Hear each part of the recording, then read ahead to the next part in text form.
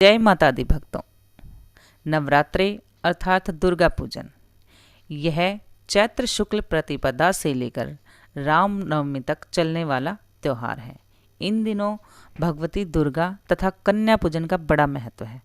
प्रतिपदा के दिन ही घट की स्थापना तथा जौ बोने की क्रिया की जाती है। दुर्गा सप्तशती के पाठ का भी विधान है तथा हमें दुर्गा चालीसा भी करनी चाहिए और दुर्गा महात्म्य भी अवश्य सुनना चाहिए। हो सके तो हमें घर में भजन कीर्तन भी अवश्य करवाने चाहिए। इस बार नवरात्रे 22 मार्च से शुरू होकर 30 मार्च तक चलने वाले हैं। 29 मार्च को दुर्गा अष्टमी तथा 30 मार्च को रामनवमी है, जिन दिनों में कन्या पूजन किया जाता है। व्रत करने की विधि। लोग जो नए नए उपासक हैं, जिन्हें व्रत करने के बारे में सही ढंग से नहीं पता होता, उन्हें हम इसका नियम बताएंगे। इस व्रत में उपवास या फलाहार आदि का कोई विशेष नियम नहीं है। प्रातःकाल सुबह स्नान करके माता के आगे दिया जला करके हमें कथा और आरती अवश्य करनी चाहिए। हमें रोजाना एक छोटा सा हवन भी अवश्य करना चाहिए, जिसमें कपूर अवश्य जलाने चाहिए, क्योंकि इससे हमारे घर में सकारात्मकता आती है। आरती करने के पश्चात दुर्गा माता तेरी सदा ही जय हो, दुर्गा माता तेरी सदा ही जय हो, हमें ऐसा उच्चारण अवश्य करना चाहिए। अब हम घट स्थापना और दुर्गा पूजन की सामग्री के बारे में भी बताते हैं। इसके लिए हमें विशेष रूप से गंगा जल, रोली, मौली, पान, सुपारी, धूप बत्ती, घी का दीपक, फल फूल की माला, बिल्व पत्र, चावल, केले का खंबा और चंदन, घट, नारियल, हल्दी की गांठ, पंचरल, लाल वस्त्र तथा माता की मूर्ति, माता के लिए लाल चुनरी, माता का श्रृंगार का सामान हमें अवश्य लेना चाहिए। अब हम नवरात्रों का महात्म्य कहेंगे। बृहस्पति जी बोले, हे ब्रह्मा जी, आप अत्यंत बुद्धिमान, सर्वशास्त्र और वेदों के जानने वालों में सबसे श्रेष्ठ हो। हे प्रभु, कृपा कर मेरा वचन सुनो।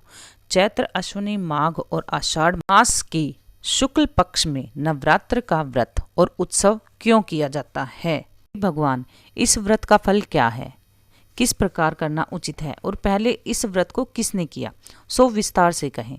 बृहस्पति जी का ऐसा प्रश्न सुनकर ब्रह्मा जी कहने लगे कि हे बृहस्पति, प्राणियों का हित करने की इच्छा से तुमने बहुत ही अच्छा प्रश्न किया है। जो मनुष्य मनोरथ पूर्ण करने वाली दुर्गा, महादेवी, सूर्य और नारायण को ध्यान करते हैं, वे मनुष्य धन्य हैं।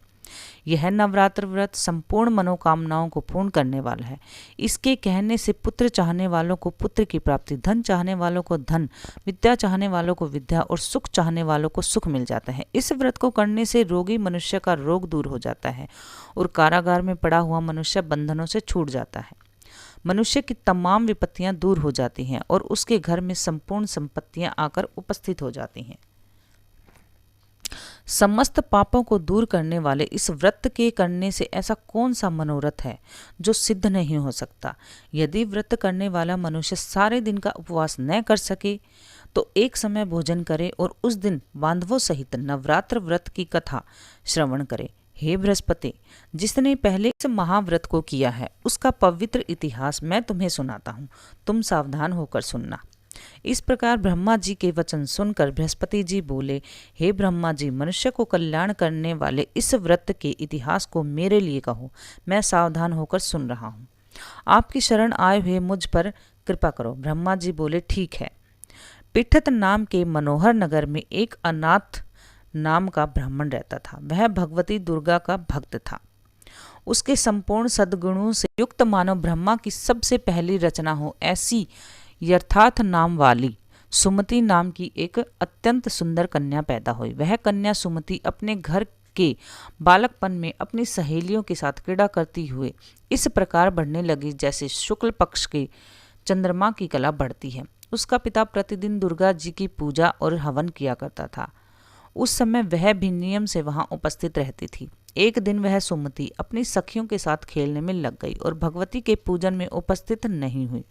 उसके पिता को पुत्री की ऐसी असावधानी देखकर क्रोध आया और पुत्री से कहने लगा कि हे दुष्ट पुत्री, आज प्रभात से तुमने भगवती का पूजन नहीं किया, इस कारण मैं किसी कुष्ठी और दरिद्र मनुष्य के साथ तेरा विवाह करूंगा।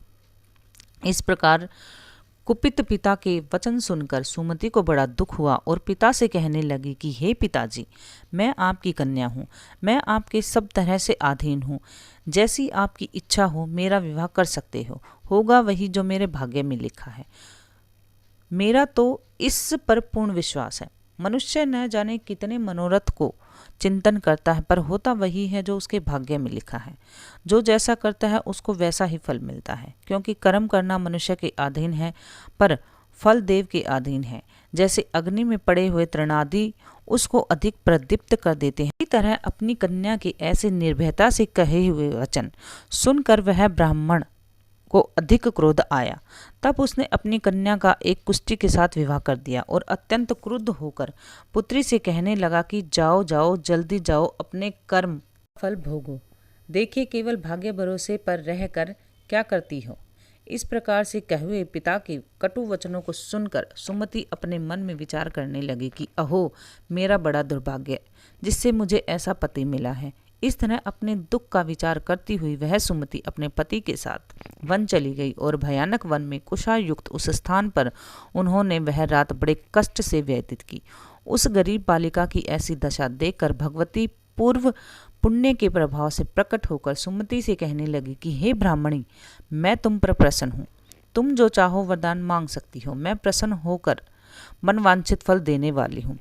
इस प्रकार भगवती दुर्गा का वचन सुनकर ब्राह्मणी कहने लगी कि आप कौन हैं जो मुझ पर प्रसन्न हो, यह सब मेरे लिए कहो और अपनी कृपा दृष्टि से मुझ दासी को कृतार्थ करो। ऐसा ब्राह्मणी का वचन सुनकर देवी कहने लगी कि मैं आदि शक्ति हूँ और मैं ही ब्रह्मा विद्या और सरस्वती हूँ। मैं प्रसन्न होने पर प्राणियों को दुख दूर कर उसको सुख प्रदान करने वाली हूँ। हे ब्राह्मणी, मैं तुम पर तेरे पूर्व जन्म के पुण्य के प्रभाव से प्रसन्न हूँ। तुम्हारे पूर्व जन्म का वृत्तांत सुनाती हूँ, सो सुनो।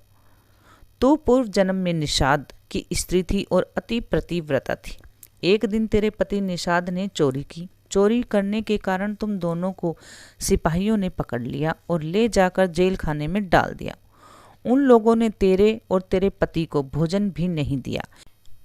इस प्रकार नवरात्रों के दिनों में तुमने न तो कुछ खाया और न ही जल पिया, इसलिए 9 दिनों तक नवरात्रों का व्रत हो गया। हे ब्राह्मणी, उन दिनों में जो व्रत हुआ उस व्रत के प्रभाव से प्रसन्न होकर तुम्हें मनवांछित वस्तु दे रही हूँ, जो तुम्हारी इच्छा हो सो मांगो।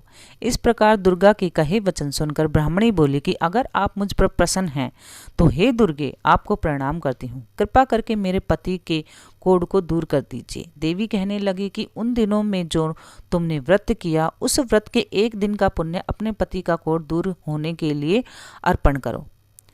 मेरे प्रभाव से तेरा पति कोढ़ से रहित होकर सोने के समान सुंदर शरीर वाला हो जाएगा। ब्रह्मा जी भी बोले। इस प्रकार देवी का वचन सुनकर वह ब्राह्मणी बहुत प्रसन्न हुई और पति को निरोग करने की इच्छा से बोली, ठीक है माता। तब तक उसके पति का शरीर भगवती दुर्गा की कृपा से कुष्ठहीन होकर अति कांति युक्त हो गया, जिसकी कांति के समान चंद्रमा की कांति भी क्षीण हो जाए। वह ब्राह्मणी पति की मनोहर देह को देखकर देवी को अति पराक्रमी वाली समझकर स्तुति करने लगी कि हे दुर्गे, आप दुर्गत को दूर करने वाली हो, तीनों जगत का संताप हरने वाली हो, समस्त दुखों को दूर करने वाली हो, रोगी मनुष्यों को निरोग करने वाली हो, प्रसन्न होने पर मन वांछित वस्तु को देने वाली हो और दुष्ट मनुष्य का नाश करने वाली हो। आप ही सारे जगत की माता और पिता हो। हे अम्बे, मुझ अपराध रहित अबला की मेरे पिता ने कुष्ठा के साथ विवाह कर दिया, मुझे घर से निकाल दिया। उनकी निकाली हुई मैं पृथ्वी पर घूमने लगी। आपने ही मेरी इस कष्ट रूपी समुद्र से उद्धार किया है। हे देवी, आपको प्रणाम करती हूँ, मुझ दीन की रक्षा करो। ब्रह्मा जी बोले कि इस प्रकार उस सुमति ने मन से देवी की बहुत स्तुति की। उसके द्वारा की हुई स्तुति सुनकर देवी को बहुत संतोष हुआ और ब्राह्मणी से कहने लगे कि हे ब्राह्मणी, तुम्हारे उदायल नाम का एक अति बुद्धिमान, धनवान और कीर्तिवान और जितेंद्रिय पुत्र शीघ्र ही होगा। ऐसा कहकर वह देवी उस ब्राह्मणी से फिर कहने लगी कि हे ब्राह्मणी, और जो कुछ तेरी इच्छा हो वही मनवांछित वस्तु तुम मांग सकती हो। ऐसा भगवती दुर्गा का वचन सुनकर सुमति बोली कि हे भगवती दुर्गे, अगर आप मेरे पर प्रसन्न हैं तो कृपा कर मुझे नवरात्रि विधि बताइए। हे दयावती, जिस विधि से नवरात्र व्रत करने से आप प्रसन्न होती हैं, उस विधि और उसके फल को मेरे लिए विस्तार से वर्णन करें। इस प्रकार ब्राह्मणी के वचन सुनकर दुर्गा कहने लगी कि हे ब्राह्मणी, मैं तुम्हारे लिए संपूर्ण पापों को दूर करने वाले नवरात्र व्रत विधि को बतलाती हूँ, जिसको सुनने से तमाम पापों से छूटकर मोक्ष की प्राप्ति हो जाती है। अश्वनी मास के शुक्ल पक्ष की प्रतिपदा से लेकर 9 दिनों तक विधि पूर्वक व्रत करे। यदि दिन भर का व्रत उपवास न कर सके तो भोजन करे। पढ़े लिखे ब्राह्मणों से पूछकर घट स्थापना करें और वाटिका बनाकर उसको प्रतिदिन जल से सींचे। महाकाली, महालक्ष्मी और महासरस्वती की मूर्तियां बनाकर उनको नृत्य विधि सहित पूजा करें और पुष्पों से विधि पूर्वक अर्घ्य दे। बिजोरे के फूल से अर्घ्य देने से रूप की प्राप्ति होती है, जायफल से कीर्ति, दाख से कार्य की सिद्धि होती है, आंवले से सुख और केले से संतान की प्राप्ति होती है। इस प्रकार फलों से अर्घ्य देने से यथाविधि हवन करें। खांड, घी, गेहूं, शहद, जौ, तिल, बिल्व, नारियल, दाख और कदम्ब, इनसे हवन करें। गेहूं होम करने से लक्ष्मी की प्राप्ति होती है। खीर व चंपा के पुष्पों से धन सुख की प्राप्ति होती है। आंवले से कीर्ति और केले से पुत्र की प्राप्ति होती है। कमल से राज सम्मान और दाखों से सुख की संपत्ति की प्राप्ति होती है। व्रत करने वाले मनुष्य इस विधान से होम कर आचार्य को अत्यंत नम्रता के साथ प्रणाम करे और यज्ञ की सिद्धि के लिए उसे दक्षिणा दे। इस महाव्रत को पहले बताई हुई विधि के अनुसार जो कोई करता है उसके सब मनोरथ सिद्ध हो जाते हैं। में तनिक भी संशय नहीं है कि इन 9 दिनों में जो कुछ दान किया जाता है उसका करोड़ों गुना फल हमें मिलता है।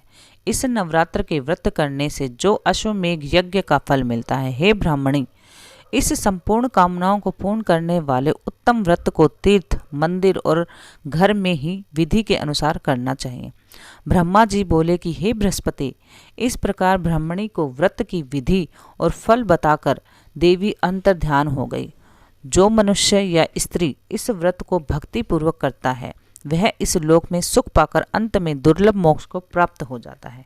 हे बृहस्पति, यह दुर्लभ व्रत का महात्म्य मैंने तुम्हारे लिए बतलाया है। ऐसा ब्रह्मा जी के वचन सुनकर बृहस्पति जी आनंद के कारण रोमांचित हो गए और ब्रह्मा जी से कहने लगे कि हे ब्रह्मा जी, आपने मुझ पर अति कृपा की है और जो अमृत के समान इस नवरात्रि व्रत का महात्म्य सुनाया है। हे प्रभु, आपके बिना और कौन इस महात्म्य को सुना सकता था। ऐसे बृहस्पति जी के वचन सुनकर ब्रह्मा जी बोले कि हे बृहस्पति, तुमने सब प्राणियों का हित करने वाले इस अलौकिक व्रत को पूछा है, इसलिए तुम धन्य हो। यह भगवती शक्ति संपूर्ण संसार की रक्षा करने वाली है। इस महादेवी के प्रभाव को जान सकता है। इसी के साथ भक्तों, माता के नवरात्र व्रत का महात्म्य यहीं समाप्त होता है। भक्तों, इस बार घट स्थापना का समय 6:30 बजे से लेकर के 7:39 तक का समय है। हमारे पास केवल 1 घंटा है, इसलिए घट स्थापना समय पर कर लेना। भक्तों, इसी के साथ मैं आपके लिए नवरात्रों में रोजाना आपके लिए नवरात्रों की व्रत कथा, आरती और बीज मंत्र लेके आऊँगी। भक्तों, नवरात्रों के दिनों में दुर्गा सप्तशती पाठ, दुर्गा चालीसा और माता का भजन कीर्तन अवश्य करते रहिएगा। इसी के साथ भक्तों, यही मैं अपना समाप्त करती हूँ। और भक्तों, इन दिनों में माता का मंत्र अवश्य बोला कीजिए। या देहि सर्वभूतेषु मां शक्ति रूपेण संस्थिता, नमस्तस्यै नमस्तस्यै नमस्तस्यै नमो नमः। इसी तरह माता महालक्ष्मी का ध्यान करते हुए हमें यह मंत्र बोलना चाहिए। या देहि सर्वभूतेषु माता महालक्ष्मी रूपेण संस्थिता, नमस्तस्यै नमस्तस्यै नमस्तस्यै नमो नमः। उसके पश्चात हमें माता महासरस्वती का ध्यान करते हुए यही मंत्र बोलना चाहिए। या देहि सर्वभूतेषु माता महासरस्वती रूपेण संस्थिता, नमस्तस्यै नमस्तस्यै नमस्तस्यै नमो नमः। इस तरह भक्तों, हमें माता का ध्यान और माता के भजन कीर्तन हमें इन नवरात्रों के 9 दिनों में लगातार करते रहना चाहिए। इसी के साथ भक्तों, मैं आपके लिए नवरात्रों के दिनों में व्रत कथा, आरती और बीज मंत्र लेकर आऊँगी। इसलिए मेरे वीडियो को लाइक, सब्सक्राइब और शेयर अवश्य कीजिएगा। इसी के साथ भक्तों, नमस्कार। जय माता दी।